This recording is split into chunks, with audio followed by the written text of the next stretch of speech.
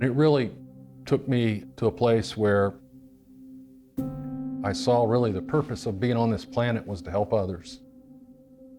And it really was the thing that drove me, and I think it really had a profound impact on me and the last 40, 50 years. Like countless others, the mountain would be a life-changing experience for former Liberty offensive lineman Roy Jones, who played for the Flames from 1977 to 1981.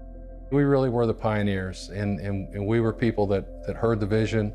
You know, I remember being in Dr. Falwell's truck and him driving me up to the mark before it was a mark, and looking out on the campus and saying, hey, the field's going to be there, and this dorm's going to be there, and this is going to be here. And literally, before it was there, we saw it. People ask me today, can you believe the campus? I do. We saw it 40 years ago. However, during Roy's playing days, the football facilities looked a little different. When I got there, they took me to this place called Treasure Island.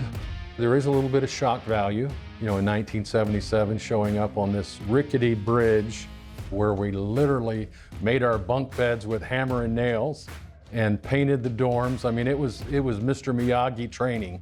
It was a special place. But just like the conditions of Treasure Island, Roy's early college experience would have its rough spots as well. I was in trouble all the time.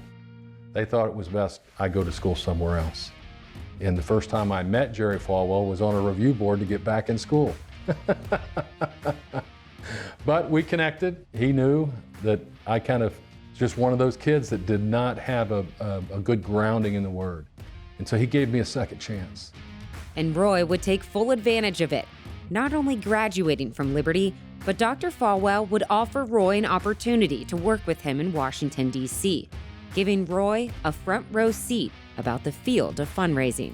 I had no idea at the time that God was training me for my life's work. Then 10 years ago, somebody called Liberty and said, we're trying to set up a foundation. Who do we call? And our friends at Liberty gave them my name. So. More than 30 years later, Roy has raised millions of dollars for charities and nonprofits. Through his own agency, Fit Fundraising, he's helped people all over the world. He's also found a passion for training, teaching others the same lessons he learned from Dr. Falwell years ago. It's so rewarding to know that that little bit of information, that an example that Dr. Falwell gave me, that I passed it on to others, and now there's people that have never heard the name Jerry Falwell that are teaching others. And it's that kind of thing, knowing that's going to long outlive anything I do. In the fall of 2023, Roy Jones would return to the mountain with his family, experiencing a full circle moment at a place that poured so much into him, and getting the opportunity to give back with his own charitable donation.